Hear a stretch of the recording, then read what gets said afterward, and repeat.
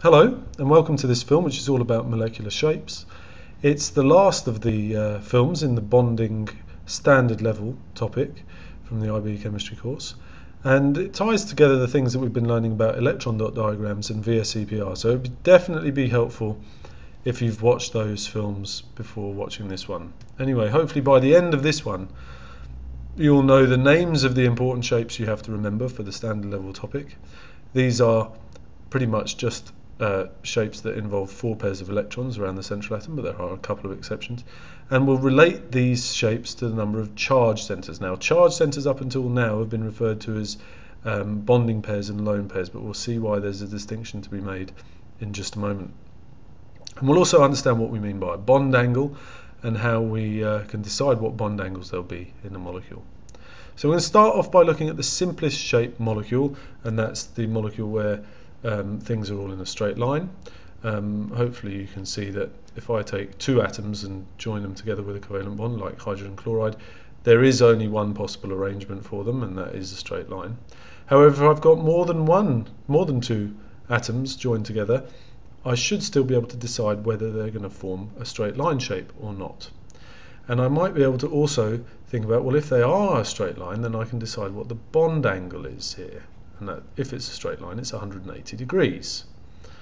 Okay, now when I'm determining a bond angle, what I'm really saying is what angle do we go through if we go from one atom through another to another. So we've always got 3 atoms, and we're saying what angle do we form between those 3 points. Okay, so anyway, how do I decide that the bond angle in carbon dioxide? I should be able to draw an electron dot diagram for carbon dioxide by now if I have learned how to do electron dot diagrams.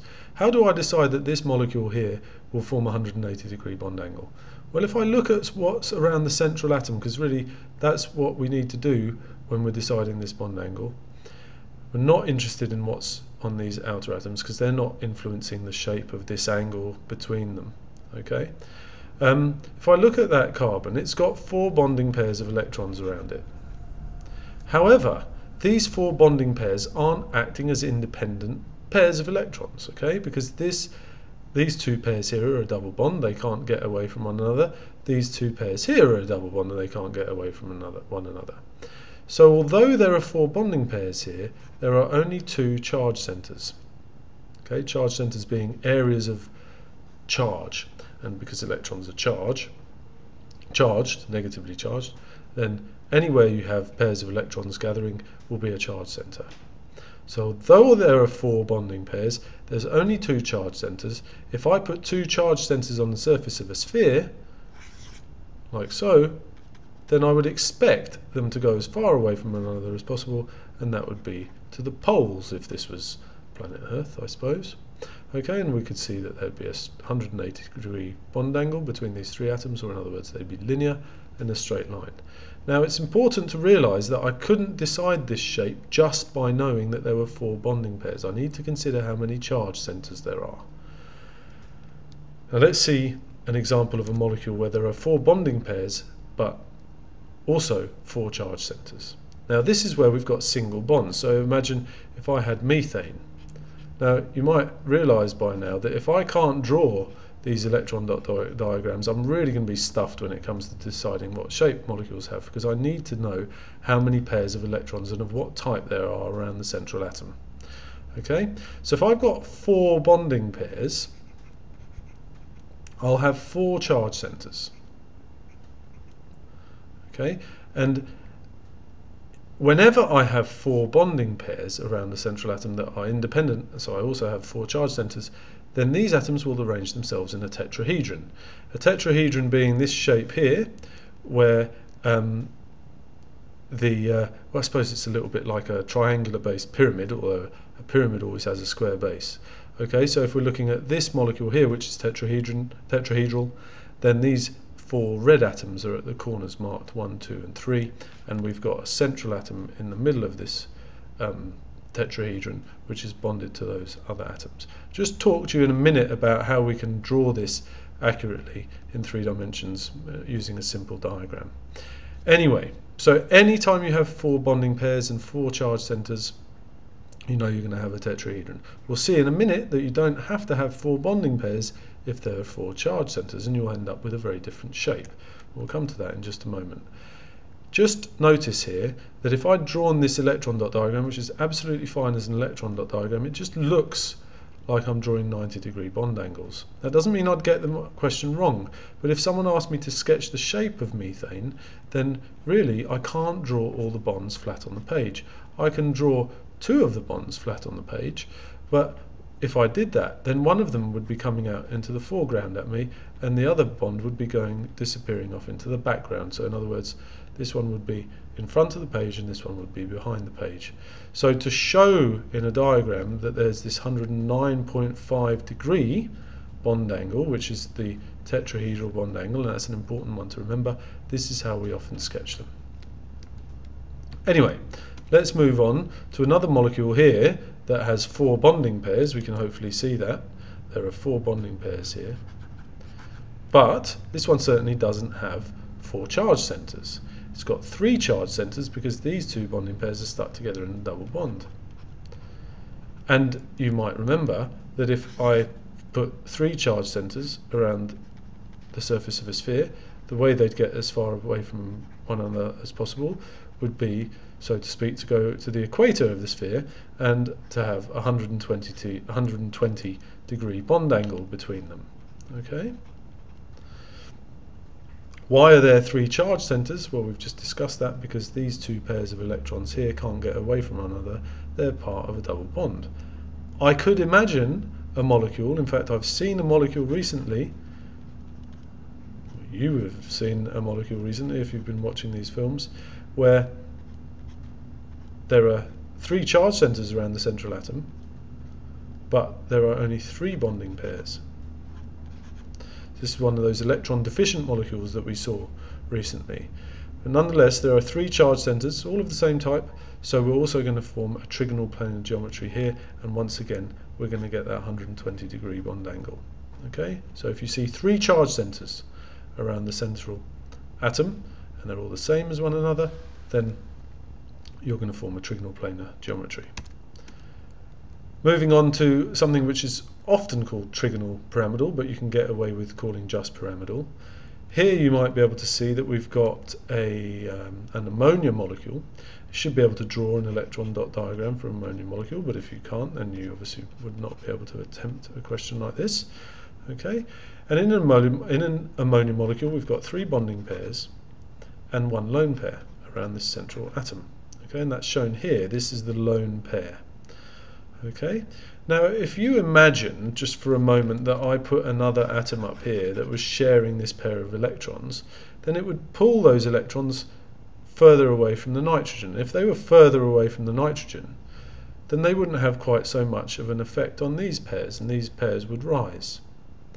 Okay, so in other words, lone pairs will repel bonding pairs more than bonding pairs will repel bonding pairs.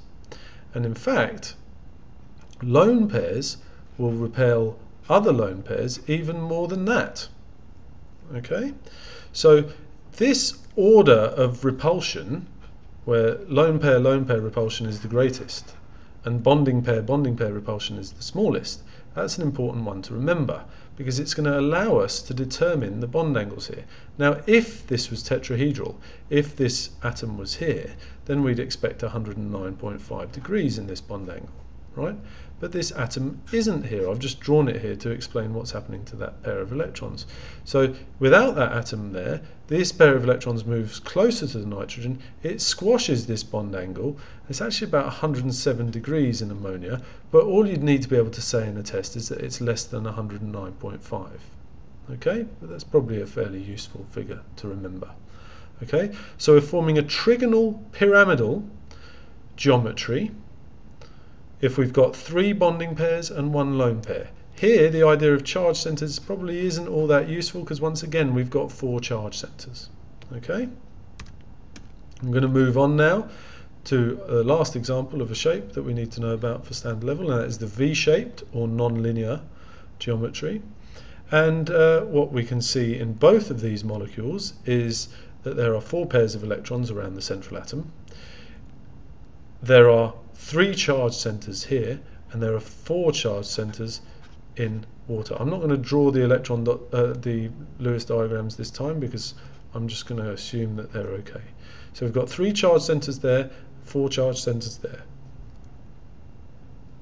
These 2 pairs of electrons here, we've got 2 bonding pairs there, are acting as 1 charge centre because they're linked together in a double bond. Okay. Now, this situation here,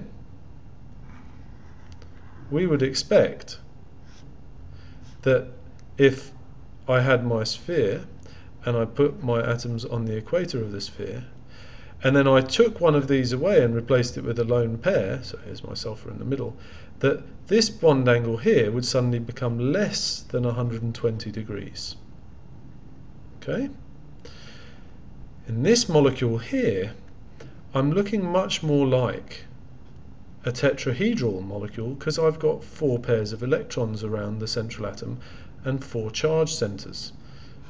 However, instead of having 1 lone pair like I had with ammonia in the previous slide, I've now got 2 lone pairs, which are often drawn as these kind of lobes with 2 electrons in. And they're going to repel they're going to repel one another a hell of a lot, but they're going to squash this bond angle up here, this one which was 109.5 when we had a tetrahedron, then dropped to about 107. This one would be about 104.5 in water. Okay, so what we're able to do here is to look at the number of electron pairs, be they bond pairs or lone pairs, to decide the shape of a molecule and a bond angle. Notice here that whether I take this one, I've got a V-shaped or a nonlinear shape. Whether I take this one, I've got a V-shaped or a nonlinear shape. But some people call this shape bent, and that's perfectly okay as well. Okay, but you can see that I can make some kind of qualitative statements about the size of the bond angles depending on how much electron pairs repel one another. Now, there's quite a lot of examples in that film, and I wouldn't suggest that you try and memorize every single type of combination of electron pairs and then remember what shape they'll give you. It's much less learning to do if you can actually use VSEPR and start imagining these shapes in 3 dimensions. Okay, some people struggle with that and just need to memorize a lot of this stuff. However, you do need to know the names of the shapes, and you do need to be able to decide what shape you'll have based on how many charge centers and bonding pairs and lone pairs you've got. So however you do it, make sure you know how to do it. You also should be able to understand what we mean by a bond angle and how we can use the different repulsions between electrons to decide what bond angles there will be. Okay, as usual, especially now that you're at the end of the standard level bonding topic, but as usual, if you've got any comments or questions, please feel free to post them on YouTube or to come and get some help with them in person.